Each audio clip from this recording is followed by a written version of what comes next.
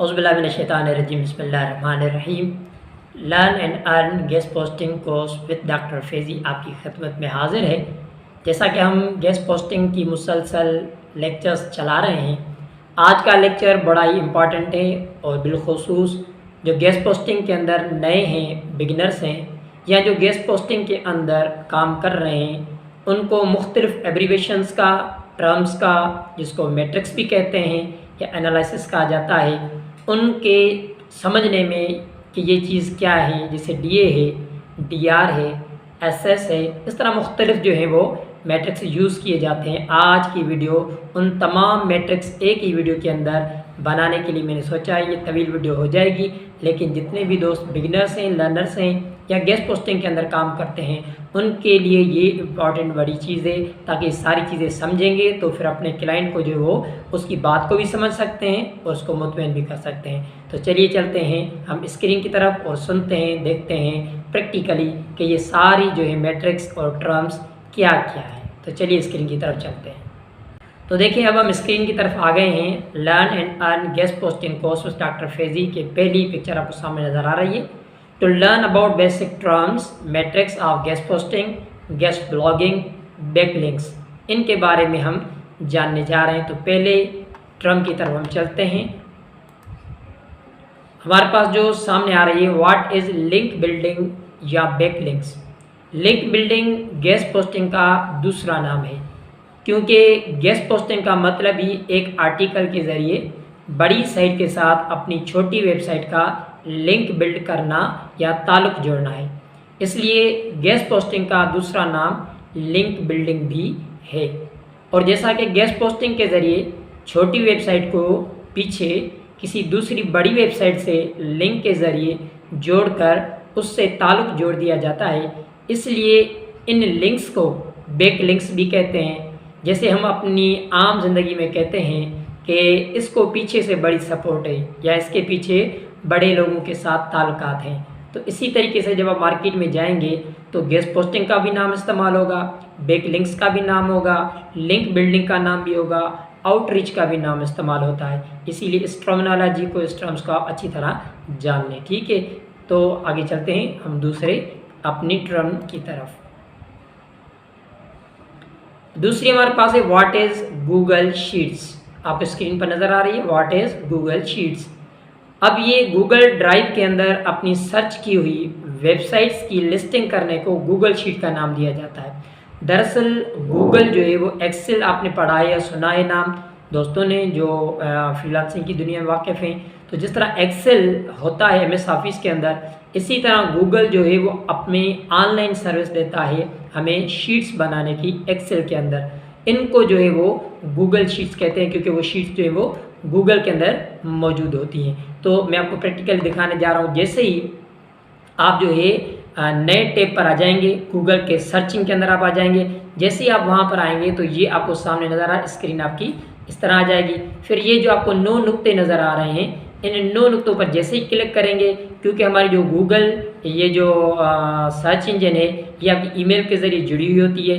तो जब आपने ईमेल के ज़रिए अपने अकाउंट को इससे अरेंज कर लिया होता है तो ये चीज़ आपको वहाँ जैसे ही नया टैब खुलता है तो ये 9 नुक्तों पर जैसे ही क्लिक करेंगे तो एक आपको विंडो खुलती हुई नज़र आएगी। इसमें मुख्तलिफ जो चीज़ें और मुख्तलिफ प्रोग्राम्स पड़े हुए हैं, उन्हीं में से आप जैसे ही नीचे स्क्रॉल करेंगे तो ये शीट्स आपको नज़र आ रही हैं। इसको शीट्स पर जैसे ही क्लिक करेंगे, असल ये एक्सेल की तरह शीट्स होती हैं, लेकिन ये ऑनलाइन होती हैं, ऑटोमेटिक जो है गूगल इसको सेव कर देता है। ये आपके लिए फ़ायदेमंद होते हैं कि कहीं भी किधर भी आप जो है जैसे इनको क्लिक करेंगे तो ओपन हो जाएगी, ठीक है। क्लिक करते हैं, जैसे हम क्लिक करेंगे तो ये जो शीट है जिसको गूगल शीट कहते हैं ये हमारी ओपन हो जाएगी। जैसे आपके सामने आप देख रहे हैं आपकी गूगल शीट जो है वो ओपन हो चुकी है। अब इसमें जो अगर आप अपनी नई शीट बनाना चाह रहे हैं ताकि हम अपनी लिस्टें, अपने क्लाइंट्स और एडमिन जो है मुख्तलिफ अपना काम कर सकें, तो उसके लिए जो प्लस का निशान है इस गूगल शीट में जैसे ही प्लस पर क्लिक करेंगे तो हमारी नई शीट जो है वो ओपन होकर आ जाएगी। जैसे अभी आप देख रहे हैं आपके सामने जो है वो नई शीट ओपन हो चुकी है। अब यहाँ पर ये गूगल शीट ये कहलाई जाती है। अब यहाँ पर आप कोई भी किसी भी तरह की डेटा जो है वो ऑनलाइन आप सेव भी कर सकते हैं, शेयर भी कर सकते हैं। तो मज़ीद इंशाल्लाह इसकी हम तफसील इसको आगे पढ़ेंगे कि किस तरह शीट्स वगैरह बनाई जाती हैं, उसमें इसकी तफसील पढ़ेंगे। अब आपको यकीनन समझ में आ गया होगा कि ये गूगल शीट क्या है। तो चलते हैं दूसरे नेक्स्ट जो हमारा टर्म उसकी तरफ। देखें उसके बाद आ रहा है निश कैटेगरी या टॉपिक। निश ज़्यादातर इस्तेमाल, निश क्या है? इससे मुराद है कि शोबा, कैटेगरी या बिजनेस के नाम को जो वो निश कहते हैं। ठीक है जी, सर मैं इसको भी आपको प्रैक्टिकली दिखाता चलूँ कि निश देखें न, जिस तरह हमारे पास में अगर आपको समझाऊँ कि दुनिया के मुख्तलिफ कारोबार होते हैं, तो जो भी शॉप बनती है किसी न किसी शोबे पर, कपड़े की दुकान होगी, ज्वेलरी की साम होगी, इसी तरीके से मुख्तलिफ चीज़ों के लिए अपनी अपनी दुकान बनती है, तो ये ज्वेलरी शॉप कहलाई जाती है। इसी तरह अगर डॉक्टरेट की होगी तो मेडिकल शॉप कहलाई जाएगी। इसी तरीके से क्रिकेट की हो तो स्पोर्ट्स शॉप कहलाई जाएगी। इसी तरीके से मुख्तलिफ कपड़े की हो तो आप उसको क्लोथ शॉप कहेंगे।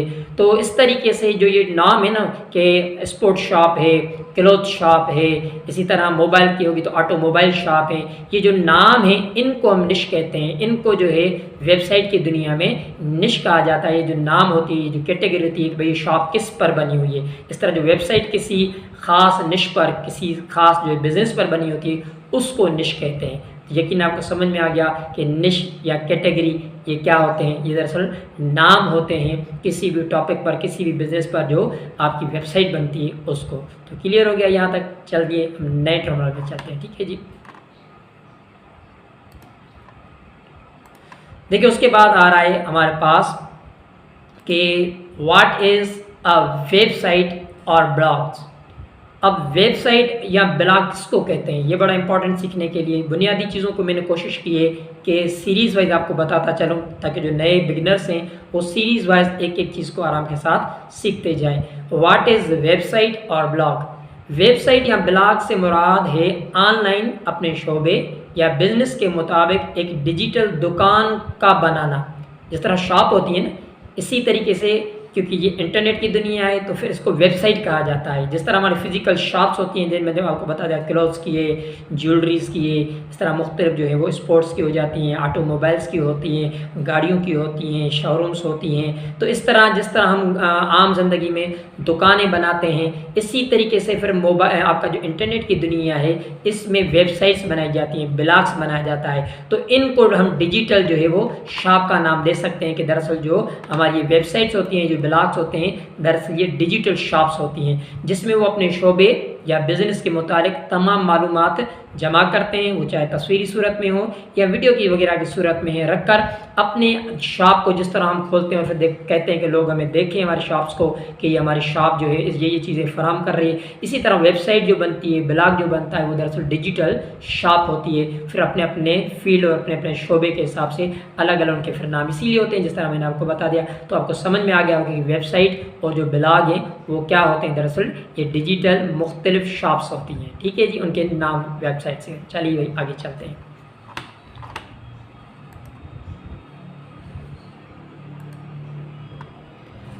उसके बाद हमारे पास आ रहा है what are vendors sites and client sites.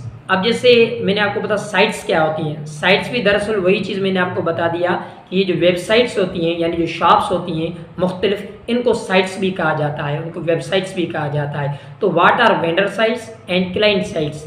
तो जो बड़ी साइट या ब्लॉग हमारे क्लाइंट का आर्टिकल लगाती है उस वेबसाइट या ब्लॉग को वेंडर साइट का या ब्लॉग कहा जाता है, जबकि जो छोटी वेबसाइट या ब्लॉग हमसे बड़ी साइट या ब्लॉग पर पोस्ट लगवाना चाहता है, जो छोटी वेबसाइट होती है जिसको कहा जाए छोटी डिजिटल शॉप होती है, तो उस साइट को क्लाइंट साइट या ब्लॉग कहा जाता है। यानी यूँ समझिए कि डिजिटल शॉप जिसको मैं वेबसाइट कह रहा हूँ या ब्लॉग कह रहा हूँ, अगर वो बड़ा होगा तो उसको हम वेंडर साइट कहते हैं, और अगर जो शॉप वो नई है, छोटी है, यानी वेबसाइट जो नई है और छोटी है, उसको हम क्लाइंट साइट्स कहते हैं, यानी क्लाइंट की शॉप कहते हैं डिजिटल। तो आपको समझ में आ गया, वेंडर साइट्स का मतलब होता है बड़ी वेबसाइट्स और क्लाइंट साइट्स का मतलब होता है छोटी वेबसाइट्स जो हमसे हमारा काम करके बड़ी वेबसाइट से ताल्लुकात जोड़ना चाहती हैं, जो गेस्ट पोस्टिंग का बड़ा अहम काम होता है। तो आपको समझ में आ गया वेंडर साइट्स क्या होती हैं और क्लाइंट साइट्स क्या होते हैं। चलिए आगे चलते हैं।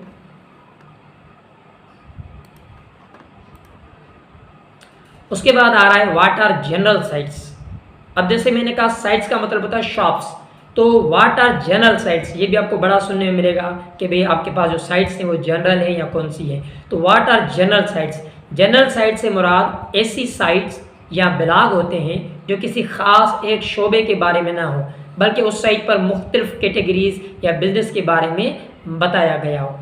जैसे मैंने आपको बताया साइट्स अगर शॉप होती हैं, तो जनरल साइट्स ऐसे शॉप्स को, ऐसी डिजिटल शॉप्स को कहा जाता है। जिस तरह आप देखते हैं ना, हम कहते हैं जनरल स्टोर है। जनरल स्टोर क्यों कहते हैं? क्योंकि वो मुख्तलिफ चीज़ों की मिक्सअप होती है। वहाँ पर आटा भी मिलेगा, चीनी भी मिलेगी, वहाँ पर को माचिस भी मिलेगा, वहाँ पर को कोल्ड ड्रिंक्स भी मिलेंगी, वहाँ आपको जूस भी मिलेंगे। तो उसको आप कोल्ड ड्रिंक शॉप नहीं कह सकते, उसको आप क्लॉथ शॉप नहीं कह सकते, उसको आप ऑटोमोबाइल शॉप नहीं कह सकते, क्योंकि वो सारी चीज़ें वहाँ जनरल हो रही हैं, यानी सारी चीज़ें मिक्स हो रही हैं। तो इसीलिए जनरल, जिस तरह हम जनरल स्टोर आम जिंदगी में कहते हैं, इसी तरह जो डिजिटल शॉप्स हैं, जो साइट्स हैं, उनको जनरल साइट्स कहते हैं। तो चलिए ज़रा मैं इसकी आपको एग्जांपल जो है ना वो लैपटॉप पर दिखाता हूँ कि जनरल साइट्स किस तरह की होती हैं, यानी जिसको मैं डिजिटल शॉप कहता हूँ, तो वो जनरल शॉप्स जो होती हैं, जनरल साइट्स वो किस तरह की होती है, ज़रा दिखाता हूँ मैं आपको।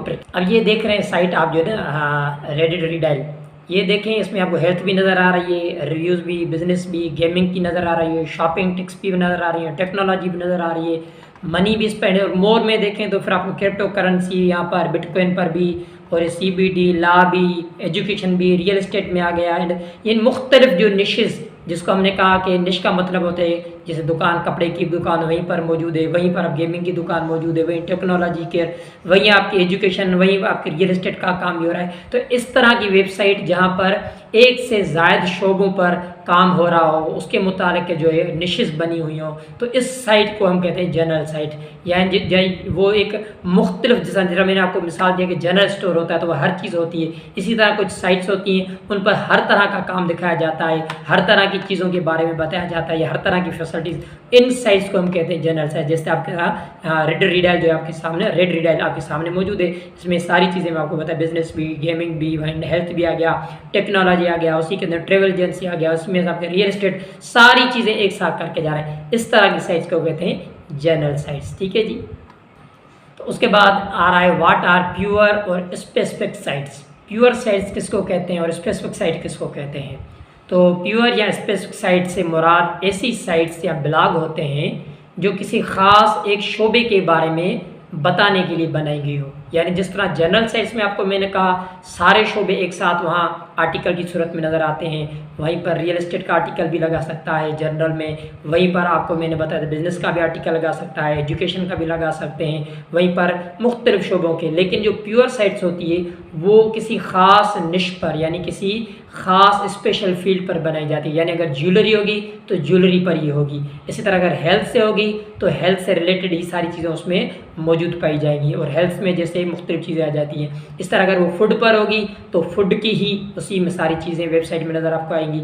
इसी तरीके से अगर एजुकेशन की है तो आपको वहाँ एजुकेशन के बारे में नज़र आ जाएगी। तो ऐसी साइट जो स्पेसिफिक ख़ास जो है प्योर, जिसको कहते हैं ये प्योर है, खालिस है, तो खालिस का मतलब यही होता है, प्योर लफ्ज़ से ही पता चल रहा है कि ऐसी साइट जो किसी ख़ास एक खालिस फील्ड पर, एक ख़ास खालिस निश पर जो है किसी ख़ास कैटेगरी पर बनाई जाए, इस साइट को हम कहते हैं प्योर साइट्स। ठीक है, जैसे health.com होती हैं, तो इस तरीके से जो है वो प्योर साइट्स कहलाई जाती है। मैं ज़रा उसको भी आपको लैपटॉप पर इसका एग्जांपल दिखाता हूँ। चलिए तो लैपटॉप की तरफ चलते हैं।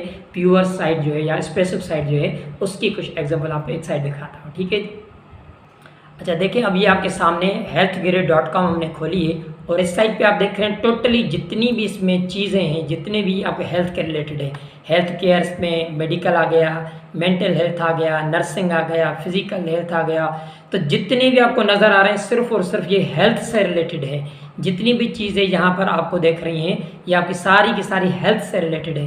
तो ऐसी साइट जो बिल्कुल प्योर हो, किसी एक ख़ास टॉपिक पर बनाई जा रही हो, तो वहाँ पर आर्टिकल भी सिर्फ इसी के मुताबिक लगा सकते हैं। तो इनकी बड़ी जो है वो अहमियत भी होती है, और ये साइट्स बड़ी महंगी भी होती हैं उस हवाले से। तो ये प्योर साइट्स कहलाई जाती हैं, जिनको हम प्योर साइट्स भी कहते हैं, स्पेसिफिक साइट्स भी कहते हैं, क्योंकि ये ख़ास हेल्थ पर बनाई गई। इसी तरह बिजनेस की होंगी, इसी तरह ट्रैवल की होंगी, इसी तरह तमाम शोबात की जो हैं जर्नल्स भी होती हैं और प्योर साइट्स भी होती हैं। जर्नल में तो फिर बहुत सारी और भी आ जाएंगी, लेकिन अगर प्योर होगी हेल्थ पर तो उसमें हेल्थ ही होगा, अगर प्योर होगी बिजनेस पर तो उसको बिजनेस में सिर्फ प्योर होगा। तो उस तरह अगर फिटनेस के हवाले से देखेंगे तो उसमें प्योर्स जो हैं वो फिटनेस के मुतालिक होगा। अच्छा, उसमें फिर खाना भी आ सकता है क्योंकि फिटनेस से ताल्लुक़ रखता है। तो ऐसी साइट जो किसी ख़ास टॉपिक पर हो उसी को हम प्योर या स्पेसिफिक साइट कहते हैं। उम्मीद है आपको समझ में आ गया होगा कि प्योर और स्पेसिफिक साइट जो है वो क्या होती है। उसके बाद हमारे पास नया टॉपिक है what are premium and top tier sites. अब प्रीमियम साइट्स किसको कहते हैं, यानी अब ये तीसरी किस्म आ रही साइट्स के हवाले से, वेबसाइट्स के हवाले से। जनरल हम समझ के आ गए, उसके बाद हमने स्पेसिफिक या प्योर किसको कहते हैं वो समझ के आ गए। अब आ रहा है what are premium top tier sites भी जिनको कहा जाता है। अब प्रीमियम साइट्स उनको कहते हैं जो बड़े स्टोर होते हैं, जिस तरह हमारे फिजिकल में बड़े बड़े ग्लेमर सेंटर्स मशहूर होते हैं, सदर बाजार जैसे मशहूर हो गया, इसी तरीके से जो साइट्स होती हैं जो प्रीमियम होती हैं, जो बड़ी साइट्स होती हैं, मशहूर साइट्स होती हैं, उनको प्रीमियम कहते हैं। प्रीमियम साइट से मुराद ऐसी साइट या ब्लॉग होते हैं जो वेबसाइट की मार्केट में अपनी बिजनेस के मुताबिक बड़ी शोहरत रखती हैं, जिसकी वजह से उनकी गेस्ट पोस्टिंग की मार्केट में बहुत बड़ी कीमत होती है। इन साइट्स को हाई क्वालिफाइड या हाई क्वालिटी साइट्स भी कहते हैं और उनको टॉप टीयर्स भी कहते हैं। अब टॉप टीयर्स का भी मतलब जैसे BBC है उसकी वेबसाइट होगी, इस तरह अल जज़ीरा चैनल है उसकी आपको वेबसाइट बनी होगी। इसी तरह फ्रीलांसिंग के दुनिया के अंदर आपका एफिलिएटेड मार्केट की जो है वो उसमें बहुत सारी चीज़ें आ जाती हैं, जिसका नाम जो है आपका फ्रीलांसिंग की दुनिया के अंदर तो बड़ी बड़ी जो साइट्स होती हैं, अमेज़न है, अमेज़न देखें वो आपकी क्या है, आपके टॉप टियर के अंदर है, प्रीमियम साइट है। इसी तरह आपका दराज आ जाता है, इस तरह अलीबाबा आ जाता है, इस तरह फेसबुक आ जाता है, यूट्यूब साइट भी है वो भी है आपका। इस तरह का बड़ी बड़ी जो साइट्स होती हैं इनको प्रीमियम साइट्स कहा जाता है। फिर उनमें जो हाई रैंक होती हैं जिसमें इनका BBC है, इसी तरह बहुत सारी उनको फिर टॉप टियर साइट्स कहला जाती हैं। तो ये आपकी टॉप टियर साइट्स, इधर मैं के आपको लैपटॉप पर प्रैक्टिकली भी दिखा रहा हूँ कि कुछ उनकी मिसालें भी आपको दिखा रहा हूँ। तो चलिए लैपटॉप की तरफ चलते हैं कि हम देखें उसकी ज़रा प्रीमियम और टॉप जो टियर साइट्स हैं उनकी अक़साम। तो लैपटॉप की तरफ चलते हैं। अब यह देखें आपके सामने जो अमेज़न की हमने साइट्स खोली, कितनी बड़ी बड़ी ये साइट्स हैं, इनको कहते हैं आपका प्रीमियम साइट्स जो है ना। देखें ये सारी चीज़ें ये बड़ी बड़ी साइट्स होती हैं, इस तरह BBC है, इस तरह बहुत फेसबुक है, इस तरह बहुत सारी जो बड़ी बड़ी साइट्स होती हैं इनको आप जो है वो प्रीमियम साइट्स कहते हैं। ये देखिए सारी बड़ी साइट अमेज़न जो है वो बड़ी साइट के अंदर शामिल होता है। इस तरह आपको समझ में आ गया होगा कि जो बड़ी साइट्स होती हैं, मशहूर साइट्स होती हैं, टॉप ट्रेंड साइट्स होती हैं, इन पर फिर जो है आर्टिकल लगाना, गेस्ट पोस्टिंग करना बड़ा मुश्किल बन जाता है, ठीक है। और अगर मिल भी गया खुशकिस्मती से तो बड़ी फिर महंगी होती हैं, तो फिर बिज़नेस वाले इन पर काम करवाते हैं। तो इस तरह आपको पता चल गया कि प्रीमियम जो है और आपका टॉप ट्रेंड जो है वो साइट्स कौन से होती हैं। तो टॉप टियर साइट्स और प्रीमियम साइट्स इनको कहा जाता है। हमारा नेक्स्ट सवाल है what is the difference between author and admin account. Author और एडमिन अकाउंट में क्या फ़र्क है। एडमिन से मुराद वेबसाइट का मालिक या ओनर होता है और ऑथर उससे मुराद ये है कि कुछ वेबसाइट्स कुछ लोगों को ऑफ़र देती हैं कि आप एक मुकर्रर अमाउंट हमें दे दें तो हम आपको 1 साल या किसी मुकर्रर वक्त तक अपनी वेबसाइट पर साइन इन करके अकाउंट बनाने की इजाज़त दे देते हैं। फिर उस मुकर्रर वक्त में जितनी चाहें अपने क्लाइंट की पोस्टें खुद लगाएं और कमाएं। लेकिन याद रखें एडमिन अगर चाहे तो ऑथर की लगाई हुई पोस्ट को डिलीट भी कर सकता है और ऑथर जो एडमिन की लगाई हुई पोस्ट पर उसकी इजाज़त बगैर काम नहीं कर सकता। तो अक्सर ऐसा होता नहीं है, जाहिर बात है ऑथर जो है वो अक्सर बेशतर डील उनकी होती है एडमिन के साथ। तो ये ऑथर और एडमिन जो है अकाउंट है उसके हवाले से आपको समझ में आ गया होगा।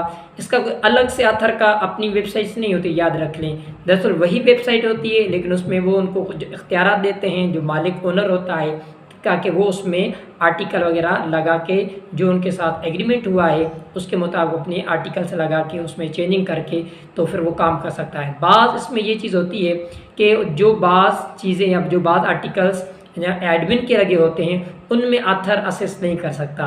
तो जब लिंक इंसर्शन में बाद में होते हैं कि भाई आप आर्टिकल नहीं दे रहे बल्कि आप हमें लिंक लगा के दें, तो उसमें फिर ऑथर से ये मालूम ज़रूर करना चाहिए कि जो एडमिन की पोस्ट लगी हुई हैं उनमें आप असेस रखते हैं या नहीं रखते। तो इसको कहते हैं एडमिन अकाउंट और ऑथर अकाउंट। अक्सर बेशतर मार्केट में जो ख़रीद व फरोख्त होती है वो ऑथर अकाउंट्स की ज़्यादा होती है और जो बहुत बड़ी कंपनियां होती हैं वो तो फिर एडमिन को अफोर्ड करती हैं। तो ऑथर की रकम कम भी होती है और एडमिन की जो रकम वो ज़्यादा होती है। तो ये आपको पता चल गया कि ऑथर अकाउंट और एडमिन अकाउंट जो है वो क्या है। उसके बाद आता है what is the difference between author and admin post. Admin post से मुराद है वो पोस्ट जो साइट का मालिक खुद लगाए और एडमिन पोस्ट से मुराद कि वो पोस्ट जो ऑथर पोस्ट से वो जो ऑथर लगाए। लेकिन याद रखें एडमिन अगर चाहे तो ऑथर की लगाई हुई पोस्ट को डिलीट भी कर सकता है, और ऑथर जो है वो एडमिन की लगाई पोस्ट पर उसकी इजाज़त के बगैर काम नहीं कर सकता। तो ऑथर की अपनी अथॉरिटीज़ होती हैं और एडमिन तो है ही मालिक, तो उसकी अपनी अथॉरिटीज़ होती हैं। व्हाट इज़ आर्टिकल, पोस्ट या गेस्ट पोस्ट? तो आपको आर्टिकल क्या होता है, पोस्ट क्या होती है और गेस्ट पोस्टिंग क्या होती है, ज़ाहिर बात ये तो आपको यकीनन समझ में आ चुका है, फिर भी इसको रिपीट कर देते हैं कि इससे मुराद किसी ख़ास टॉपिक पर क्लाइंट के मुताबिक मजमून या आर्टिकल होता है। ये आर्टिकल या मजमून वेबसाइट के कवायद व ज़वाबित के मुताबिक होता है, यानी जिस साइट पर आप अपने क्लाइंट की गेस्ट पोस्ट यानी आर्टिकल लगवाना चाहते हैं उसके मुताबिक आर्टिकल का होना ज़रूरी है। जो जिस गेस्ट पोस्ट पर जिस साइट पर आप क्लाइंट का लगाना चाहते हैं तो उनके कुछ कवायद व ज़वाबित होते हैं, उनको ज़रूर फॉलो करके फिर आर्टिकल जे आप खुद लिखते हैं तो उसको फॉलो करें, और अगर किसी से लिखवा रहे हैं तो उस चीज़ को फॉलो किया जाता है। बाज़ साइट्स जो है वो 500 अल्फाज का और 1200 जो है 1000 अल्फाज का और बाज़ जो है 1500 या उससे ऊपर अल्फाज का आर्टिकल कबूल करती हैं। बाज़ जो लिंक जो है 1 या 2 का इजाज़त देती हैं, तो वो आगे आपको पता चलेगा कि किस तरीके से। तो ये आपको अभी क्योंकि आर्टिकल, पोस्ट या गेस्ट पोस्ट किसको कहते हैं उसके बारे में मैंने आपको बता दिया कि आर्टिकल क्या होता है। दरअसल एक छोटा सा मजमून होता है, वो 500 का, 1000 का, 1500 या ऐसे ऊपर का भी अल्फाज का आर्टिकल हो सकता है, और वो किसके मुताबिक होता है, ज़ाहिर बात है जिस निश पर, जिस टॉपिक पर साइट में आप लगवाना चाह रहे हैं, तो फिर जो बिज़नेस वाला वो अपनी निश के मुताबिक जो है वही आर्टिकल लिखवा के फिर उस साइट पे लगवाता है। तो ये जो आर्टिकल है एक छोटा सा मजमून होता है। तो समझ में आ क्या होगा आपको, आर्टिकल जो है वो दरअसल किसी भी ब्रांड या किसी भी चीज़ के हवाले से जो आर्टिकल क्लाइंट लिख के बड़ी पोस्ट पर लगवाना चाहता है, बड़ी वेबसाइट पे लगवाना चाहता है, तो उसको हम आर्टिकल कहते हैं। ठीक है जी। What is a unique article? अब ये भी आपको होता है, आप जो जिस वेबसाइट पर आप लगाते हैं वो कहते हैं यूनिक आर्टिकल होना चाहिए। तो यूनिक आर्टिकल से क्या मुराद है? इससे मुराद है कि जो क्लाइंट हमें मजमून या आर्टिकल दूसरी बड़ी साइट पर लगाने के लिए दे वो ऐसा होना चाहिए जो दीगर साइट पर शाया हुआ ना हो, नहीं किसी का कॉपी और पेस्ट करके लगा जाए, यानी अलग तरह के फ्रेश मवाद होना चाहिए, रिसर्चेबल होना चाहिए, क्योंकि साइट्स भी चाहती हैं कि ऐसा हम पर हमारी साइट पर आर्टिकल लगे जिससे हमारी साइट पर भी कोई अच्छा असर पड़े, ऐसा कोई आर्टिकल ना लगाया जाए जो रफ़ हो। तो इस हवाले से जो है उसको यूनिक आर्टिकल कहते हैं, यानी बेहतरीन आर्टिकल हो, रिसर्चेबल हो, तहकीकत वाला आर्टिकल हो। तो ये जो साइट जिन पर हम लगवाते हैं आर्टिकल वो हमसे ये डिमांड करती हैं। तो ये है आपका यूनिक आर्टिकल।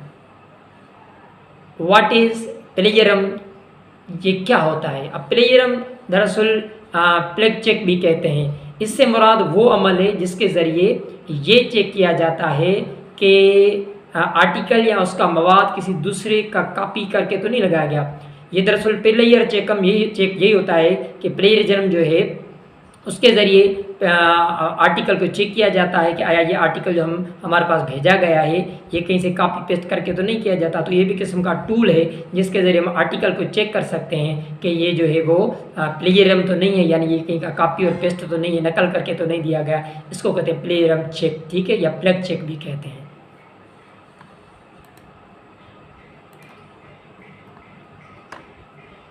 उसके बाद है what is simple post? Sample of DF भी कहते हैं। अब इससे मुराद ये होता है कि जिस साइट पर आपका क्लाइंट आर्टिकल लगवाना चाहता है उस पर जो मजमून या आर्टिकल आपने दीगर साइट पर शाया कराया उसका सैम्पल मांगता है। बाज़ मरतबा जो क्लाइंट वो कहते हैं आप भाई हम आपका आर्टिकल लगा देंगे, तो वो कहता है हमें सैम्पल पोस्ट भेजो। सैम्पल पोस्ट का मतलब होता है कि जिस साइट पर आप हमारा आर्टिकल लगवाना जा रहे हैं क्या आपने पहले उस पर लगवाया था या नहीं लगवाया था, तो इसको कहते हैं सैम्पल पोस्ट। या फिर इस तरह भी होता है कि आप उसको जो जाके जिस साइट पे आप उसका आर्टिकल लगाना जा रहे हैं क्लाइंट का, वहीं उस क्लाइंट की साइट को ओपन करके जहाँ पर आप आर्टिकल लगवाना चाह रहे हैं वहाँ जो लेटेस्ट आर्टिकल लगा हुआ है, इंशाल्लाह आगे चल के सीखेंगे किस तरह तरीका होता है, तो वो लेटेस्ट आर्टिकल की जो लिंक है कॉपी करके आप उसको अपने जो क्लाइंट है उसको सेंड कर सकते हैं कि भाई सैम्पल पोस्ट ये है, कि उससे पता चल जाता है कि आपने आर्टिकल लगवाया भी है और उससे ये भी पता चल जाता है कि अभी आर्टिकल पे जो है वो पोस्टिंग लग भी रही है। तो इसको कहते हैं sample post. What is posting? अब ये बड़ा इंपॉर्टेंट सवाल है भाई, अक्सर बेशतर क्लाइंट उसमें कहता है भाई पोस्टिंग जारी है कि नहीं है। तो जो नए लर्नर और बिगनर्स होते हैं वो परेशान होते हैं भाई क्या पूछ रहा है। तो जब वो आए ना व्हाट इज़ पोस्टिंग, तो पोस्टिंग पूछता है पोस्टिंग हो रही है नहीं हो रही। तो इससे मुराद है कि जिस साइट पर आप क्लाइंट का आर्टिकल लगवाना चाहते हैं उस पर आर्टिकल लगवाने का अमल जारी है या नहीं है। बाद मरतबा ऐसा होता है कि एक वेबसाइट पर बहुत सारे आर्टिकल्स आ जाते हैं, तो फिर उनको जब तक वो अपडेट लगाते नहीं तब तक जो है वो पोस्टिंग रोक देते हैं। तो जब रोक देते हैं तो उसमें स्कैमिंग बहुत होती है। उधर से वो आर्टिकल लगवाते नहीं, कहते भाई हम आपसे नया जो है ना आर्टिकल नहीं लेंगे जब तक हमने पिछले जो आर्टिकल लिए हैं वो ना लगा लें। तो इस बीच में बेचारों को जिनको पता नहीं होता कि किस तरह से चेक किया जाए क्या यह पोस्टिंग हो रही नहीं हो रही है, तो फिर वो स्कैमर आ जाते हैं। फिर वो कहते हैं हम आपका आर्टिकल लगा देते हैं, अब वो लग ही नहीं रहा पीछे से, तो यहाँ पर स्कैमर जो है ना यानी फ्रॉडिये जो है वो ज़रा एक्टिव हो जाते हैं। तो ये बड़ी इसीलिए मैंने कहा इंपॉर्टेंट क्वेश्चन है कि पोस्टिंग हो भी रही है कि नहीं हो रही। तो जब भी आप काम करें तो ये ज़रूर मालूम कर लिया करें, जिससे आप कहें कि भाई आप हमारी साइट जो है इस पर हमारा आर्टिकल जो है वो लगा सकते हैं। तो उससे ये भी पूछें कि भाई इस पर पोस्टिंग जारी है कि नहीं है, और आप भी चेक कर सकते हैं कि आया उस पर जो वेबसाइट है उस पर पोस्टिंग जो है यानी आर्टिकल लगाने का अमल जो है वो जारी है नहीं है। इंशाल्लाह वो भी आगे चल के आपको तफसीली दिखाएंगे और बताएंगे। ठीक है जी, तो चलिए नई टर्म की तरफ चलते हैं।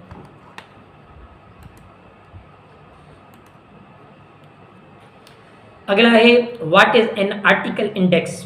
आर्टिकल इंडेक्स क्या है? इससे मुराद है कि जिस साइट पर आपने क्लाइंट का आर्टिकल लगवाया है क्या वो गूगल के क्रोलर ने क्रोल करके इंडेक्स यानी अपने फहरिस्त में महफूज कर लिया है या नहीं। तभी क्लाइंट हमें गेस्ट पोस्टिंग की रकम देता है।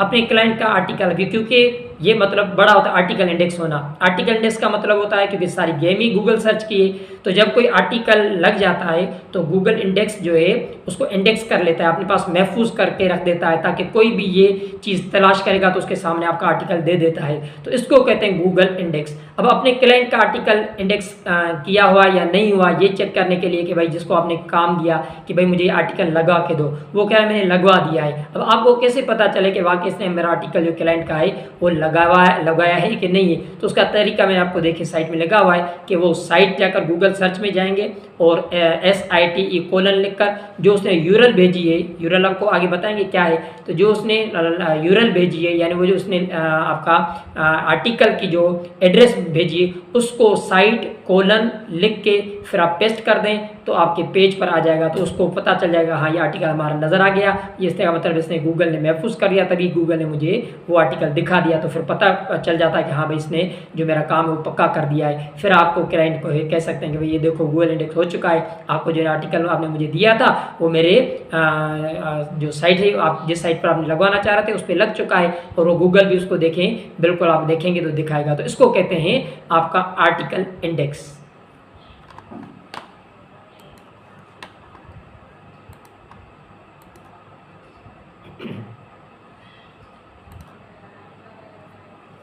उसके बाद है what is Google search and crawl.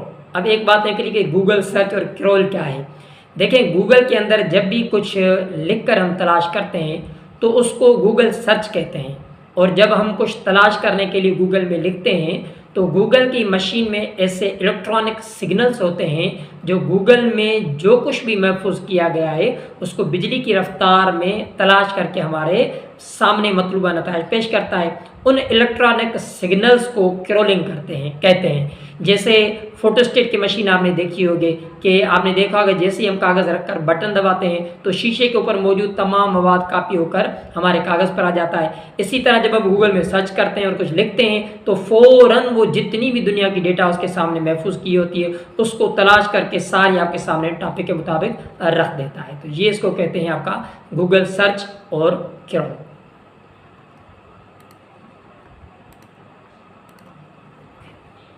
उसके बाद है व्हाट इज आउटरीच। आउटरीच किसको कहते हैं? इससे मुराद वो तमाम मवाद इकट्ठा करना और कोशिशें करना है जो हम क्लाइंट और वेंडर की साइट तक रसाई हासिल करके अपनी गेस्ट पोस्टिंग की सर्विस को मुकम्मल करके ऑर्डर कंप्लीट करते हैं। यानी जितना भी गेस्ट पोस्टिंग के लिए हम मेहनत करते हैं इसको सबको आउटरीच कहा जाता है। तो वेंडर और क्लाइंट क्या है इंशाल्लाह आगे और आपको टर्म्स में बताएंगे, तो आपको समझ में आ गया कि आउटरीच क्या होता है। बाद मरतबा कहते हैं भाई ये साइट आगे अपनी आउटरीच की हुई है या किसी रीसेलर से लिए, मतलब अगर वो साइट आपने खुद डील की हुई है, तय की हुई है, तो उसको अपनी आउटरीच कहा जाता है। अगर वो साइट या कोई भी मेहनत दूसरा करके और उसकी चीज़ को आप पेश कर रहे हैं तो उसको दूसरे की आउटरीच कहा जाएगा, आपकी आउटरीच यानी मेहनत नहीं कहा जाएगा। उसके बाद है what is SEO status data analysis. ये क्या होते हैं?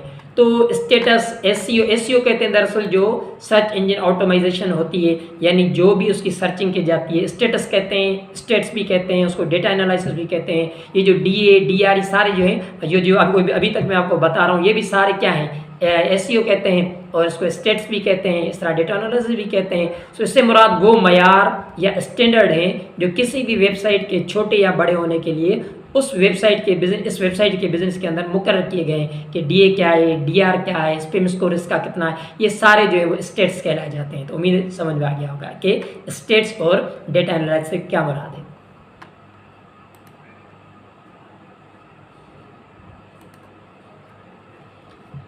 उसके बाद आ रहा है व्हाट आर टूल्स।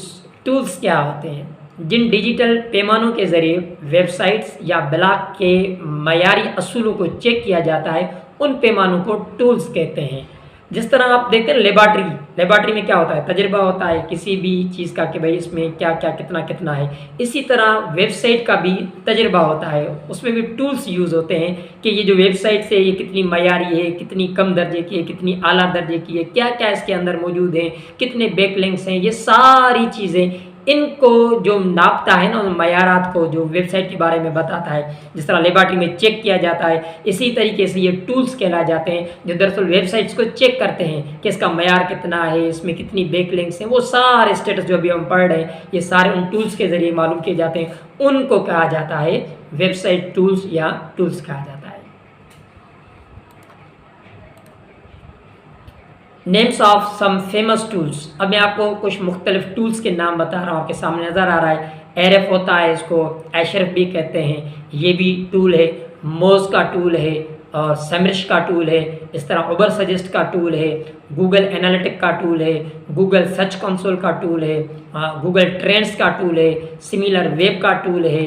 इसी तरह ये सारे आपको टूल्स जो सामने नज़र आ रहे हैं। इस तरह कॉपी स्केपर का टूल है, वेबसाइट अथॉरिटी चेकर का टूल है, डीएपीए चेकर का टूल है। ये सारे टूल्स हैं और ये सारे काम डीए क्या है इसका हर एक अपना अपना फिर मयार भी होता है। एरएफ का अपना होता है डीए का, और फिर आपका जो है डीए हो गया। तो उसके अलावा मुख्तलिफ टूल्स ने, जब टूल्स मुख्तलिफ है तो फिर अपने नाम भी वो मुख्तलिफ देते हैं, हालांकि होते काम तकरीबन एक जैसी होती हैं। सारी जो टूल्स हैं वो एक ही एनालिसिस करके बताते हैं, डेटा के बारे में बताते हैं, लेकिन जाहिर बात है जब टूल अलग है तो फिर वो नाम भी अपने नए नए रखते हैं, जिस वजह से बहुत सारे जो हमारे काम करने वाले गेस्ट पोस्टिंग वाले होते हैं वो परेशान हो जाते हैं कि भाई ये डीए क्या है, और इस तरीके से आगे चल के जो है डीए हो गया, फिर डीपे आपका मतलब ये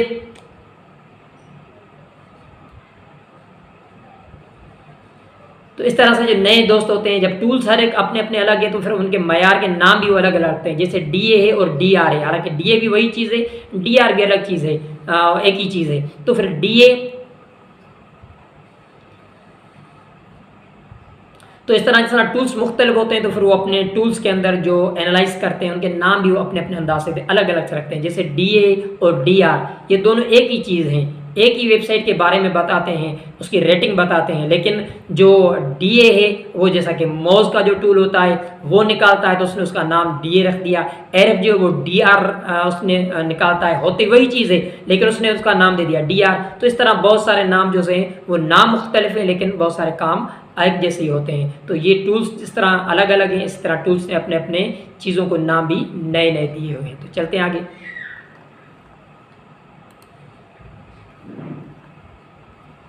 तो अभी आपके सामने है DA, domain authority. Domain, D means domain, A means authority. अब ये मोज जो टूल है उसने ये नाम दिया है डीए का। अब क्या है डीए? ये मोज एक अथॉरिटी है जो किसी भी वेबसाइट को स्कोर देता है कि उसका 100 में से कितना स्कोर है। जैसे चैनल होते हैं ना, रेटिंग, भाई ये चैनल, तो रेटिंग भी कह सकते हैं, ये स्कोर भी कह सकते हैं। चैनल अपनी अपनी रेटिंग पर होता है कि भाई ये चैनल किस रेटिंग पर चल रहा है, सबको रेटिंग की फिक्र होती है। तो इसी तरीके से मोज जो टूल है ना उसने उस वेबसाइट को रेट दिया, स्कोर दिया कि किस दर्जे की जो है ना वेबसाइट है, उसको डीए नाम दे दिया, डोमेन अथॉरिटी। डोमेन वेबसाइट के नाम को कहते हैं और अथॉरिटी से मुराद उसका स्कोर या रैंक है, जिसको रेटिंग भी मैंने कहा, ठीक है। एक छोटी वेबसाइट का डीए जो न्यू होती है 10 से 15 तक का होता है, और जो वेबसाइट दरमियाने दर्जे की होगी उसका डीए जो है वो 20 से 35 तक का होगा, और जो वेबसाइट दरमियाने दर्जे से बड़ी होगी जैसे दराज वगैरह, तो उसका डीए 50 से 70 तक होगा। और जो वेबसाइट हाई रैंक होंगी तो फिर उनका जो डीए 70 से 90 उससे भी ऊपर होगा, जैसे गूगल है, फेसबुक है, इस तरह यूट्यूब है, टिकटॉक्स हैं, ये सारी वेबसाइट्स बनी हुई हैं, इनके चैनल्स बने हैं, तो इनकी जो डीए होगी वो बहुत बड़ी होगी। तो इनको इस तरीके से मापा जाता है कि 100 के अंदर कितने इनको मार्क्स दिए जाते हैं। तो आपको पता चल गया डीए क्या है, दरअसल डोमेन अथॉरिटी है। ठीक है जी। उसके बाद आ रहा है पीए। अब ये पी का मतलब है पेज, ए का मतलब अथॉरिटी। पेज अथॉरिटी जिसको पीआर भी कहते हैं, पीआर पेज रेटिंग। अब ये पीए जो है ये मोज नाम देता है, यानी जो पेज बना, एक तो होती है पूरी वेबसाइट, एक होती है वेबसाइट का पेज अलग से। जब हम उसको ओपन करते हैं तो उस वेबसाइट के किसी पेज को जब ओपन करते हैं तो वो पेज को भी जो है ना रैंक देते हैं कि भाई इस पेज की रैंकिंग कितनी है। तो जो मोज होता है उसने नाम दे दिया पीए, पेज अथॉरिटी, और जो आपका एरएफ है उसने नाम दे दिया उसको पीआर, मींस पेज रेटिंग। बात एक ही है कि पेज की जो है वो क्वालिटी कितनी है, पेज को क्या हम रेट दे सकते हैं, पेज की जो रैंक है वो क्या है। तो इससे मुराद वेबसाइट के पेज पर मौजूद कंटेंट की सर्च इंजन में मयार के मुताबिक रैंकिंग कितनी, कितना बेहतरीन मवाद है, तो ये पेज के बारे में ऐसा होता है। उसके बाद आता है SSSC। अब SS का मतलब है स्पैम स्कोर, जिसको SC भी कहते हैं, स्पैम स्कोर। स्पैम स्कोर किसको कहते हैं? स्पैम स्कोर किसी भी वेबसाइट का नेगेटिव स्कोर होता है, यानी अगर किसी भी वेबसाइट ने अगर किसी दूसरी वेबसाइट का कॉन्टेक्ट उठाकर पेस्ट किया है, उसकी बैकलिंक्स अच्छी क्वालिटी की नहीं है, उस वेबसाइट का डिज़ाइन अच्छा नहीं है, उसका सिक्योरिटी प्रॉब्लम है, इस तरह की वेबसाइट का स्पैम स्कोर बहुत ज़्यादा होता है, खुलती देर से हैं, तो इस तरह इसके लिए इसलिए क्लाइंट ऐसी वेबसाइट को पसंद नहीं करता है। किसी भी वेबसाइट का स्पैम स्कोर कम से कम 5% और ज़्यादा से ज़्यादा 10% हो, बल्कि जितना कम हो तो क्लाइंट उस वेबसाइट को पसंद करता है, वरना कम पसंद करता है। तो इस तरह जो स्पैम स्कोर है इसको यूँ कह सकते हैं कि ये वेबसाइट जो है क्वालिटी के लिहाज से कैसी है, जो उस पर मवाद है वो किस तरह से होता है। तो जो हमारा क्लाइंट होता है वो जब हायर रैंक या बड़ी वेबसाइट के अंदर अपना आर्टिकल लगाना चाहता है तो वो कहता है कि स्पैम स्कोर इसका कम होना चाहिए। तो ये आपको इसको SS भी कहते हैं और स्पैम स्कोर भी कहते हैं।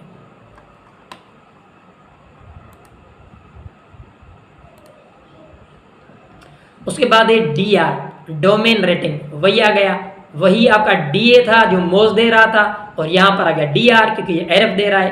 काम वही है, नाम बदल दिया। तो DR का मतलब होता है डोमेन रेटिंग।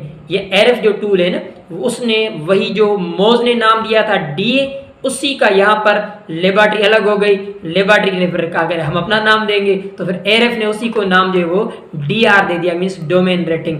तो ये एरएफ एक अथॉरिटी है जो किसी भी वेबसाइट को स्कोर देता है कि उसका 100 में से कितना स्कोर है, जो मैं पीछे बता के आया आपको मोज के अंदर कि निचले दर्जे की, फिर दरमियाने की, फिर उससे ऊपर फिर हाई रैंक कितनी होती है, वही रेटिंग यहाँ पर 100 में से स्कोर देते हैं। डोमेन किसको कहते हैं? यहाँ पर एक चीज़ आती है, डोमेन किसको कहते हैं? डोमेन दरअसल वेबसाइट के नाम को कहते हैं, और अथॉरिटी से मुराद उसका स्कोर यानी रैंक है। इससे मुराद वेबसाइट के कंटेंट के मयार के मुताबिक जो है वो रैंकिंग कितनी है, उसके हवाले से इसको DR कहते हैं, डोमेन रेटिंग, यानी जो वेबसाइट है इसका मयार कितना है, रैंक कितनी है।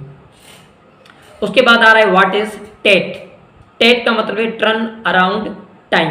अच्छा, ये टेट बड़ा इंपॉर्टेंट होता है। जब भी आप क्लाइंट्स किसी भी वेबसाइट के लिए कहेंगे कि मुझे इस पर आर्टिकल लगाना है, तो आप उससे पूछते हैं कि भाई इसका टेट क्या है, यानी जिस वेबसाइट पर। तो टेट क्या है?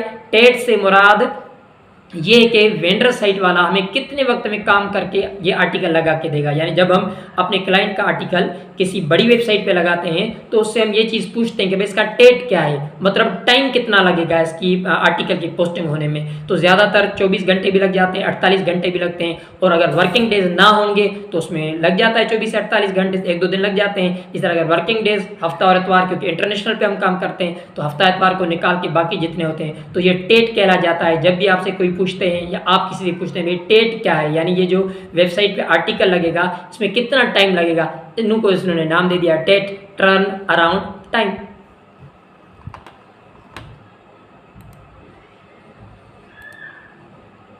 उसके बाद आ रहा है URL। ये बड़ा आपने सुना होगा, URL। ये URL शॉर्ट फॉर्म किसका है? यूनिफॉर्म रिसोर्स लोकेटर, जिसको वेब एड्रेस भी कहा जाता है, डोमेन भी कहा जाता है। ये दरअसल जो वेबसाइट का नाम होता है ना, ऊपर बार बनी हुई होती है, जिसमें गूगल, जैसे हम लिखते हैं ना ऊपर बार नजर आती है, पट्टी सी नजर आती है सर्चिंग के बाद, google.com। अब ये गूगल क्या है?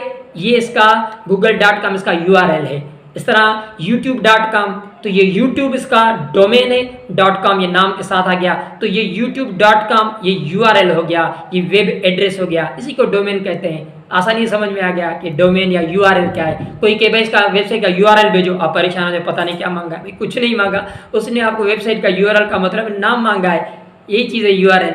उसके बाद UR क्या है, UR, अब UR इससे मुराद वेबसाइट के पेज पर मौजूद कंटेंट के सर्च इंजन में मेयार के मुताबिक रैंकिंग क्या होती है। अब जैसे ना P आया था पेज रेटिंग, यहाँ पर UR यानी जो URL हमने आपको बताया उसकी रेटिंग क्या है, यानी ये जो डोमेन है, ये जो वेबसाइट एड्रेस है, ये किस तरह इसका जो नाम है वो कितना मयारी है। जिस तरह स्कूल का एक नाम रखा जाता है, ये स्कूल मेरा अपना स्कूल अल्फेज पब्लिक स्कूल, मैंने नाम रख दिया। अब इस नाम का जो अल्फेज पब्लिक स्कूल है, ये जो नाम वाला, ये कितना नाम वाला नाम है, तो इसी को कहते हैं आपका UR, ये मीन्स URL रेटिंग, यानी ये जो कितना नाम मशहूर है, तो इसको UR भी कहा जाता है, URL रेटिंग।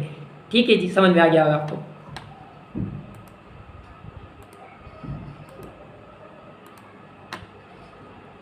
उसके बाद आ रहा है व्हाट इज TF। अब TF भी बड़ा पूछा जाता है, ये बहुत सारी चीज़ें कम भी होती हैं और ज़्यादा भी होती हैं मालूमात के लिए। तो TF क्या है, व्हाट इज TF, इसको कहते हैं trust flow, T means trust, F का मतलब फ्लो, एंड CF क्या होता है, इसको कहते हैं सिचुएशन फ्लो। सिचुएशन फ्लो ये मैजेस्टिक एक टूल है, उसने फिर इसको नाम दे दिए हैं कि भाई TF क्या है और CF क्या है, ट्रस्ट फ्लो। अब TF से क्या मुराद है, जो वेबसाइट को बैक लिंक्स हासिल होती हैं ना, जैसे किसी भी वेबसाइट को बैक लिंक्स मिलती हैं, हमने अपनी वेबसाइट बनाई, उसके लिए हम बैक लिंक्स जो हासिल करते हैं गेस्ट पोस्टिंग के जरिए, दूसरी बड़ी साइट से जो लिंक्स हम लेते हैं वो कितनी अच्छी हैं, यानी जितनी वेबसाइट्स अच्छी के हमारे साथ लिंक्स होंगे, ताल्लुकात होंगे, तो उस ताल्लुकात को कहते हैं कि ट्रस्ट फ्लो, यानी ये जो ताल्लुकात है कितने बेहतर हैं। तो वेबसाइट में जो लिंक हमारी बैक लिंक्स लगी हुई हैं वो कितनी अच्छी हैं, और CF से मुराद है कि उससे वेबसाइट को फ़ायदा कितना हासिल होता है। यानी आपको आसानी लफ्ज़ में यूँ बता दूं कि किसी का गहरे ताल्लुकात होते हैं बड़े आदमी से, तो फिर कहते हैं भाई ताल्लुकात तो अच्छे हैं लेकिन काम कितना करेगा, क्या उसका ट्रस्ट फ्लो है, मीन्स जो बड़ी से वेबसाइट है उसका TF ट्रस्ट फ्लो जो है इस छोटी वेबसाइट के लिए कितना है, तो इसको कहते हैं ट्रस्ट फ्लो। यानी जिस वेबसाइट का बैक लिंक्स लगे हुए हैं बड़ी वेबसाइट वाले, वो इसको कितनी अहमियत देती है। तो TF और CF जो है इसी को कहते हैं। TF से मुराद वेबसाइट की बैक लिंक्स हासिल है वो कितनी अच्छी हैं, और CF से मुराद है कि उससे फ़ायदा उन बैक लिंक से इस वेबसाइट को कितना फ़ायदा हासिल हो रहा है। ये TF और CF है।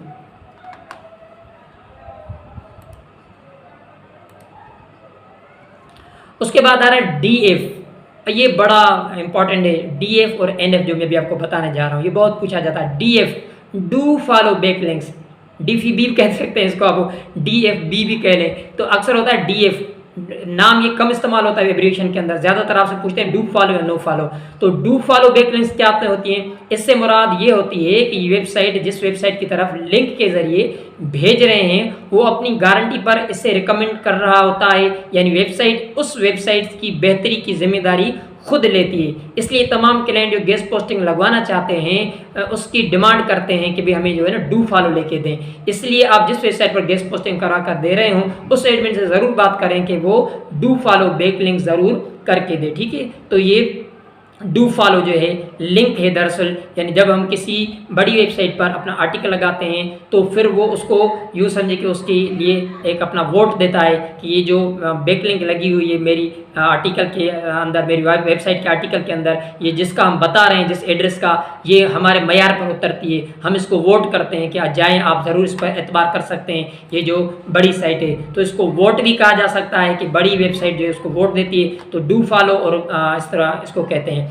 डू फॉलो लिंक्स जो हैं वो अक्सर वेबसाइट्स 2 देती हैं, 1 देती हैं। जब भी आप आर्टिकल लगाएंगे तो आप उनसे पूछेंगे भाई डू फॉलो कितने देते हैं, 1 दे रहे हो या 2 दे रहे हो, क्योंकि फिर आप क्लाइंट को बता सकेंगे कि जो आर्टिकल है इसमें 1 डू फॉलो लग सकता है या 2 डू फॉलो लग सकते हैं। तो इसको डू फॉलो का मतलब है बड़ी साइट जो है वो उसको अपना वोट देती है, उस पर एतमाद का इजहार करती है, इसको डू फॉलो कहते हैं। इस लिंक को डू फॉलो लिंक्स कहते हैं। नो फॉलो बैक लिंक्स, इससे मुराद होता है कि जो वेबसाइट पर लिंक लगी हुई है, यानी जो वेबसाइट एड्रेस लगी हुई है उसको जो बड़ी वेबसाइट है वो कितनी वैल्यू दे रही है। तो बाद मरतबा जो है वो उनके लिए कुछ भी नहीं कहती, कहती भाई आपकी मर्जी है, ये हमारे पास मौजूद है, ये जिसकी हमने एड्रेस दिए, अब इस पे आप अपने जो है वो रिस्क पर जाएं। हम इसको जो है ना वो ट्रस्ट नहीं करते, यानी ये कहती भी नहीं है लेकिन वो सिर्फ यूँ कहती है नो फॉलो का मतलब है कि भाई हमारा इसको जो है ना कोई वोट नहीं है, लिहाजा आप जो है अपने बेहतरी के लिए आप जाएँ, वहाँ सर्च करें, तलाश करें। तो नो फॉलो अक्सर व बेशतर जो क्लाइंट है वो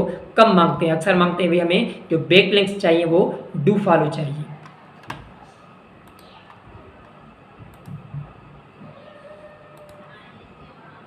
उसके बाद आ रहा है ट्रैफिक। अब ट्रैफिक जो है ये सारी गेम ही ट्रैफिक की है। जब भी हम गेस्ट पोस्टिंग करा रहे होते हैं ना, तो उसका मतलब यही होता है कि हम जो बड़ी वेबसाइट होती है, मिसाल के तौर पर एक मार्केटिंग की वेबसाइट है, वो चाहती है कि बड़ी वेबसाइट जो मार्केटिंग वाली है वहाँ मेरा आर्टिकल लग जाए और वहाँ जितनी ट्रैफिक आती है उस बैक लिंक के जरिए, उस आर्टिकल के अंदर जो लिंक लगी होगी, एड्रेस मेरी लिखी होगी, उस एड्रेस के जरिए वो मेरे वेबसाइट पर आ जाए, ताकि मेरी वेबसाइट भी जो है वो रैंक हो जाए, गूगल उसको अच्छा समझे और फिर उस पर कमा सके। तो ये जो ट्रैफिक है ये सारी गेम ही ट्रैफिक के हवाले से है कि जिस वेबसाइट की जितनी अच्छी ज़्यादा ट्रैफिक होगी, लोग जितने ज़्यादा उसको विजिट करते हैं, देखते हैं, इसको ट्रैफिक कहते हैं। इसी तरह एक और बड़ा इंपॉर्टेंट जो है वर्ड आ रहा है आपके पास एब्रीविएशन में, कीवर्ड और एंकर टेक्स्ट। कीवर्ड और एंकर टेक्स्ट ये बड़ी चीज़ें, इनको बड़ा जो है वो जहन में रख लें कि कीवर्ड क्या होता है और एंकर टेक्स्ट क्या होता है। इससे मुराद वो वर्ड या लफ्ज़ का टुकड़ा है जिसमें हमारा क्लाइंट अपनी वेबसाइट या ब्लॉग का एड्रेस या लिंक लगवाना चाहता है।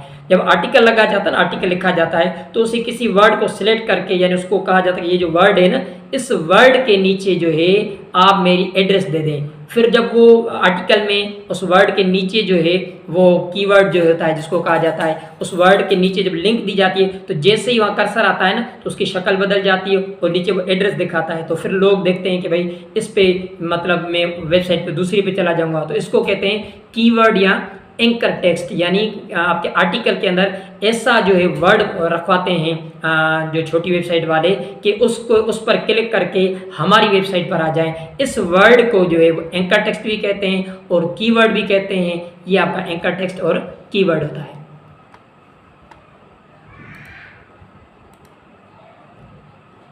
उसके बाद आ रहा है व्हाट इज लिंक इंसर्शन और निश एडिट। बाद मरतबा ऐसा होता है कि हम वेंडर साइट को कोई आर्टिकल नहीं देते, क्योंकि गेम तो आर्टिकल की है।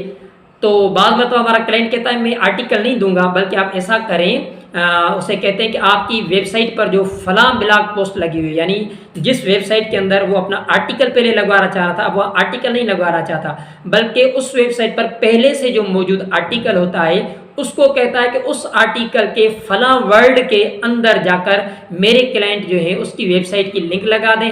इस अमल को लिंक इंसर्शन या निश एडिट भी कहते हैं। यानी वहाँ अब आर्टिकल नहीं लगता, बल्कि आप जो बड़ी वेबसाइट है उसको कहेंगे जो आपका अपना आर्टिकल बना हुआ है, उस आर्टिकल के इस वर्ड के अंदर मेरे जो क्लाइंट है उसकी वेबसाइट का एड्रेस लगा दें, ताकि उसको क्लिक करके जो क्लाइंट है, जो ट्रैफिक है, वो मेरे क्लाइंट की वेबसाइट पर आ सके। तो इसको कहते हैं निश एडिट। मीन्स उसमें आर्टिकल नहीं लगता, उसको इंसर्शन या निश एडिट कहते हैं। आर्टिकल की जगह पर पैसे भी बचाना चाहते हैं बहुत सारे जो क्लाइंट होते हैं कि आर्टिकल नहीं लिखवाना पड़ेगा, रकम बच जाएगी, डायरेक्ट आर्टिकल लिखा हुआ है। तो निश एडिट जो है उसकी थोड़ी रकम फिर ज़्यादा भी होती है, क्योंकि उसमें आर्टिकल जो बचा रहा है तो पहले से आर्टिकल लिखे हुए में, क्योंकि वो गूगल में सर्च भी पहले किया हुआ होता है, गूगल के जहन में मौजूद होता है। बस जैसे ही सर उसमें एक वर्ड लिंक ऐड होता है, फ़ौरन गूगल की एंकर जो आपको मैंने बताया क्रोलर्स जो वो फ़ौरन आ जाते हैं उस वर्ड की वजह से। क्योंकि जब ये इस तरह होता है ना, जिस तरह पानी में पत्थर फेंकते हैं तो हर में लहर फैल जाती है, इसी तरह जब भी कोई गूगल इंडेक्स मीन्स गूगल के पास महफूज कोई भी चीज़ होती है, उसमें कोई भी तब्दीली होती है ना, फ़ौरन जो इलेक्ट्रॉनिक सिग्नल्स हैं जिसको हम क्रोल कहते हैं, वो फ़ौरन आकर पढ़ लेते हैं कि क्या तब्दीली हुई। तो इसीलिए फिर जो आपके क्लाइंट्स हैं वो कहते हैं कि भाई आर्टिकल लिखवाना ना पड़े तो रकम बच जाएगी, और दूसरा हमें इंतजार नहीं करना पड़ेगा कि आर्टिकल इंडेक्स हुआ या नहीं हुआ, बल्कि पहले से जो गूगल ने महफूज किया है वहाँ छोटा लफ्ज़ हमारे लिंक आ जाएगी, फ़ौरन गूगल पढ़ लेगा और फिर वो हमारे ट्रैफिक जो इतनी भी है वो हमारी वेबसाइट पर आ जाएगी। इसको कहते हैं। अगला टॉपिक है हमारा what is footer link. Vendor site की वेबसाइट के होम पेज यानी पेज के बिल्कुल नीचे जो होम पेज होता है ना, उसके बिल्कुल नीचे जो है ना उसको फुटर कहते हैं। फुट कहते हैं पाँव को। इसी तरह जो वेबसाइट बनी होती हैं उनका जो मेन पेज होता है जिसको होम पेज कहते हैं उसके बिल्कुल नीचे जो है उसको कहते हैं फुटर। तो बाज़ क्लाइंट कहते हैं कि हमारा लिंक जो है ना वो उनके, क्योंकि हम जैसे सर्च करते हैं ना कि कॉन्टेक्ट अस में वगैरह जो चीज़ें, तो हम अक्सर नीचे जाके तलाश करते हैं। तो क्लाइंट भी कहता है कि लोग यहाँ पर आते हैं, इसीलिए मेरी चीज़ जो है, मेरी एड्रेस वगैरह यहाँ पर आ जाए। तो फुटर में यानी निचली सतह पर जो है वेबसाइट के लिंक लगाने को फुटर लिंक कहते हैं। इसकी रकम जो है गेस्ट पोस्ट से ज़्यादा होती है, क्योंकि जारी बात है वो मेन पेज है, तो मेन पेज पर बहुत सारे लोग आ जाते हैं। अंदर तो पेज में कभी जाते हैं कभी नहीं जाते, मेन पेज पर तो आते हैं लोग, इसीलिए इसकी फिर जो आपका यहाँ फुटर लिंक है इसकी रकम ज़्यादा होती है, और ये ज़्यादा टाइम के लिए भी बहुत कम होती है, इसकी टाइमिंग बहुत कम होती है। तो बाज़ वेंडर इसकी इजाज़त कम देते हैं कि हमारे मेन पेज पर किसी की लिंक मौजूद हो। उसके बाद आ रहा है what is home page blog post या साइड बार लिंक्स। अब वेंडर साइट के होम पेज, वही मैंने कहा जो उसका फ्रंट पेज होता है, क्लाइंट लिंक लगाने को या होम पेज ब्लॉग पोस्ट यानी उस होम पेज पर कोई अपनी पोस्ट लगवाना चाहता है, इसको होम पेज ब्लॉग पोस्ट भी कहते हैं और साइड बार लिंक्स भी कहते हैं। यानी जो मेन पेज होता है, अब जाहिर बात है मेन पेज किसी वेबसाइट पर, उस पर आप अपना आर्टिकल लगवाएंगे वो तो ज़्यादा महंगा होगा, तो ये याद रखें होम पेज पर जो लिंक लगवाना होता है या आर्टिकल लगाना होता है वो ज़रा महंगा होता है। उसके बाद आ जाते हैं what are press release links. Press release link क्या है? किसी ऑनलाइन न्यूज़ एजेंसी के ज़रिए मुख्तलिफ अखबारात की प्रेस रिलीज के अंदर अपने क्लाइंट की लिंक या उसकी किसी प्रोडक्ट या कंपनी की एडवर्टाइजिंग मवाद के लगाने वाले अमल को प्रेस रिलीज कहते हैं। देखते हैं ना बहुत सारे, जब हमारी कोई मीटिंग वगैरह होती है पॉलिटिक्स वालों की, तो एक प्रेस रिलीज निकालते हैं कि भाई आज हमने इस पर चीज़ डिस्कस किया, तो फिर वो न्यूज़ पर घूमती रहती हैं। तो प्रेस रिलीज जो है वो रहती बहुत कम तक के, चेंज होती रहती है, लेकिन वो बड़ी इंपॉर्टेंट इसीलिए होती है कि लोग प्रेस के बारे में जानना चाहते हैं, खबरों के बारे में कि अपडेट्स होते रहते हैं। तो इसीलिए जो प्रोडक्ट्स होती हैं, नई नई चीज़ें कोई कंपनी लॉन्च करने वाली जाती है, तो वो कहती है कि हमारा उस प्रेस रिलीज में आ जाए एडवर्टाइजिंग की सूरत में कि भाई हम ये चीज़ बेच रहे हैं, हमारा ये भी काम होने वाला ये, तो इसको कहते हैं प्रेस रिलीज। यानी जो न्यूज़ वगैरह होती हैं, उनकी हेडलाइंस वगैरह होती हैं, उनके अंदर कोई टुकड़ा लगाना या अपनी प्रोडक्ट के बारे में कुछ इंट्रोडक्शन कराना, वो ज़रा जो गेस्ट पोस्टिंग का आर्टिकल होता है ना उससे छोटा होता है। ये थोड़ी जिस तरह छोटी प्रेस रिलीज निकाली जाती है, तो इसको हम प्रेस रिलीज कहते हैं, इसको कहते हैं प्रेस रिलीज लिंक कहलाते हैं। उसके बाद आ रहा है what is RD, referring domain. RF का ये दरअसल, और इसी तरह लिंकिंग रूट डोमेन, मोस का जो है वो LRD है, मीन्स लिंकिंग रूट डोमेन। तो what is RD, referring domain क्या है? ऐसी वेबसाइट जिनसे इस वेबसाइट को बैक लिंक्स मिले हैं, यानी जो मेरी छोटी वेबसाइट है तो जिस बड़ी वेबसाइट से रेफर किया गया है मेरी वेबसाइट्स को, इसको कहते हैं RD, मीन्स रेफरिंग डोमेन। यानी जो मेरी एड्रेस बड़ी वेबसाइट पर बताई गई है, रेफर की गई है उस वेबसाइट को, इसको कहते हैं RD, रेफरिंग डोमेन। यानी जो बड़ी वेबसाइट मेरी वेबसाइट के बारे में बता रही है, इसको RD कहते हैं, रेफरिंग डोमेन, यानी बताती कि आप उस वेबसाइट पर जाएं, तो ये RD है। उसके बाद आए what is Google news approved sites. ये भी बड़ा इंपॉर्टेंट, लोग पूछते हैं भाई गूगल न्यूज़ अप्रूव्ड साइट्स, इससे मुराद न्यूज़ वेबसाइट होती हैं।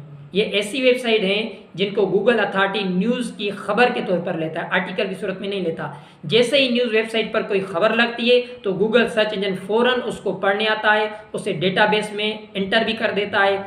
इन वेबसाइट पर आर्टिकल के बजाय प्रेस रिलीज़ लगाए जाते हैं, जिसे क्लाइंट प्रेस रिलीज़ कहते हैं। वही मैंने कहा जैसे हेडलाइंस आ गई न्यूज़ पर, तो इस तरह से इस जो हेडलाइंस वगैरह आती हैं इनको कहते हैं प्रेस रिलीज। तो बहुत प्रोडक्ट वगैरह के हवाले से वही जैसे मैंने आपको कहा कि प्रेस लिंक, प्रेस रिलीज होती हैं, प्रेस लिंक्स होती हैं। तो ये प्रेस रिलीज का मतलब है वही जो न्यूज़ वाली एजेंसीज होती हैं, वेबसाइट्स बनी होती हैं, उन पर किसी प्रोडक्ट या किसी के हवाले से अपनी न्यूज़ चलाना, हेडलाइन लगा देना, इसको कहते हैं आपका गूगल न्यूज़ अप्रूव्ड साइट्स। और ये गूगल न्यूज़ अप्रूव्ड क्यों कहते हैं? इसीलिए क्योंकि जितनी भी न्यूज़ के ऊपर साइट्स पर जो है न्यूज़ चलती हैं, तो वो जो पट्टियाँ चलती हैं, वहाँ जो छोटे छोटे आर्टिकल्स की सूरत में टुकड़े, खबरों के टुकड़े लगे होते हैं, गूगल ये पहले ही पढ़ चुका होता है, इनको अप्रूव कर चुका होता है, इसीलिए इसको कहते हैं गूगल न्यूज़ अप्रूव्ड साइट्स।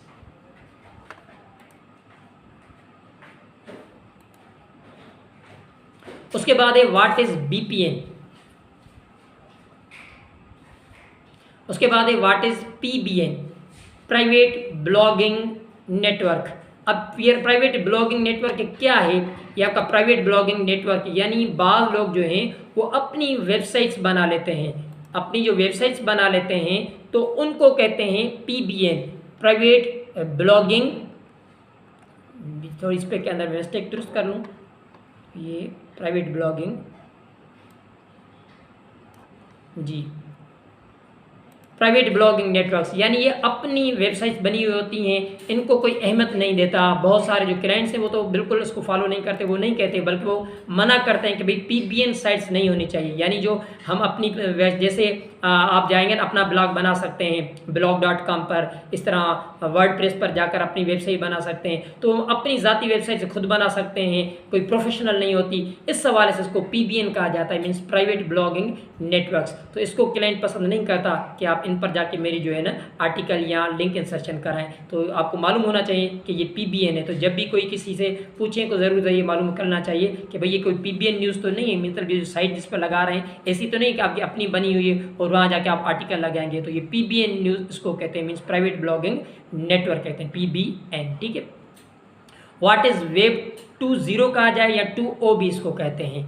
ये वो वेबसाइट होती हैं जिनमें कोई भी साइन इन होकर अपनी वेबसाइट बनाकर उसमें किसी क्लाइंट का लिंक लगाए, जैसे कि वर्डप्रेस से, ब्लॉगर वगैरह हैं, जैसी फ्री साइट्स होती हैं उनमें कोई भी साइन इन करके, और जिन भी साइट्स पर साइन इन लिखा जाए, जैसे एजुकेशन की होती है, मुख्तलिफ साइट्स होती हैं, जब उनमें आप साइन इन करके अंदर जाके खुद कोई भी पोस्ट बना लगा सकते हैं, तो ऐसे को है ना WEB 2.0 भी कहते हैं, 2.0 भी कहते हैं। तो ये भी आपको गेस्ट पोस्टिंग वालों को मालूम होना चाहिए कि वेब 2.0 जो है इन पर क्लाइंट पसंद नहीं करते अपने आर्टिकल लगाने, क्योंकि ये भी इनमें वो खुद भी जाके लगा सकता है, तो आपको क्यों कहेगा। इसीलिए ये भी जहन में होना चाहिए बतौर गेस्ट पोस्टिंग के आपको इन चीज़ों का कि WEB 2.0 भी कहते हैं, 2.0 जो वेबसाइट्स वो कौन सी होती हैं।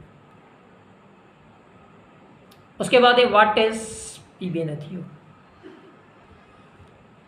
उसके बाद है what is Google cache date, CASH, cache date भी कहते हैं, कैश डेट भी कहते हैं, दोनों नाम आते हैं। तो what is Google cache date, ये बहुत कम इस्तेमाल होती है टर्मिनोलॉजीज जो है ना गूगल पोस्टिंग के हवाले से, लेकिन मैंने चाहा कि सारी वीडियो में सारी एब्रीविएशन एक ही साथ आ जाए ताकि आपको ज़्यादा भी नॉलेज मिल जाए। तो ये वेबसाइट के बारे में अपडेट देती हैं, ये जो गूगल कैश डेट देते हैं ये अपडेट देती हैं कि उन्होंने अपनी वेबसाइट में किसी भी किस्म की करंट अपडेट की है या नहीं, और अगर की है तो किस तारीख को की जाती है, ये की गई है, इसको कहते हैं गूगल कैश डेट। ये बड़ा इंपॉर्टेंट इस वजह से होता है कि पता चल जाता है कि ये जो वेबसाइट है अभी तक रन कर रही है या नहीं कर रही है। ऐसा तो नहीं कि वेबसाइट ख़त्म हो चुकी है, बस बना के कोई छोड़ के चला गया है। तो ये जो कैश डेट है इसके ज़रिए पता चल जाता है इस हवाले से। ठीक है। उसके बाद है what our guest posting networks, ये हमारा आखिरी टॉपिक है। इससे मुराद वो साइट होती हैं जहां गेस्ट पोस्ट का काम करने वाले अपने साइट्स को क्लाइंट को दिखाने के लिए रखते हैं, फिर क्लाइंट उस पोस्ट के ज़रिए आपसे रब्ता करते हैं। ये फ्री में होती हैं गेस्ट पोस्टिंग नेटवर्क्स जो है ना, तो इस हवाले से इनको गेस्ट पोस्टिंग नेटवर्क्स कहा जाता है, क्योंकि वहाँ पर सारे गेस्ट पोस्टिंग के नेटवर्क्स ही मौजूद होते हैं। उसमें क्या हो, जैसे मैंने आपको बताया कि अपनी वेबसाइट क्लाइंट को दिखाने के लिए रखते हैं, फिर क्लाइंट उस पोस्ट के ज़रिए आपसे रब्ता करते हैं। तो ये आपने देखा जब भी जितने भी हमने स्टेटस थे गेस्ट पोस्टिंग के हवाले से, मैंने तकरीबन यहाँ आपको कंप्लीट करके तमाम के बारे में आपको बता दिया है। और उसके बावजूद भी अगर कोई रहता हो या कोई चीज़ आप मालूम करना चाह रहे हो, बुनियादी जितनी भी बिज़नेस के हवाले से आपको मैट्रिक्स चाहिए थे, एनालिसिस चाहिए थे, टर्म्स चाहिए थे, स्टेट्स चाहिए थे, वो सारे मैंने बुनियादी बता दिए। तो इस वीडियो को दोबारा बार देखें ताकि ये सारी टर्म्स आपको याद हो जाएं, तो बिज़नेस में आपको क्लाइंट की सूरत में हो या वेंडर की सूरत में हो, आपको इंशाल्लाह ताला आसानी से समझ में भी आ जाएंगी और बार जो है आपको ये चीज़ें दिमाग के अंदर आ भी जाएंगी। बार ये चीज़ें आपको गेस्ट पोस्टिंग के दौरान लोग पूछेंगे भी तो आपके जहन में होंगी, तो आप उनको समझ भी सकेंगे। उम्मीद है मेरी ये वीडियो ज़रा तवील ज़रूर है, लेकिन आपको सारे मैट्रिक्स जो हैं, स्टेटस जो हैं, वो एक ही साथ एक वीडियो में मिल रहे हैं। हो सकेगा तो मैं इनको शॉर्ट करके छोटी वीडियोज़ भी बनाऊँगा इंशाल्लाह। लेक्चर का मज़ीद सिलसिला, अभी हमने मैट्रिक्स पढ़ लिया, टर्म्स भी पढ़ लिए, अब इंशाल्लाह ताला हम मज़ीद जो हैं ये DA DR कैसे निकाले जाते हैं, इनके सारे जो टूल्स हैं उनके तरफ चलेंगे। तो इंशाल्लाह ताला आगे हमारा लेक्चर का सिलसिला चल रहा है। डॉक्टर फैज़ी रिसर्च चैनल को लाइक करें, सब्सक्राइब करें और अपनी राय और जो अगर कोई चीज़ रहती है वो अपने कमेंट्स में लिखें। मुझे अपनी दुआओं में याद रखें, अपने इर्द गिर्द दोस्तों का ख्याल रखें। अल्लाह ताला हमारे आपके इल्म में और रिज़्क़ में बरकत अता फरमाए। अस्सलामु अलैकुम व रहमतुल्लाहि व बरकातुहू।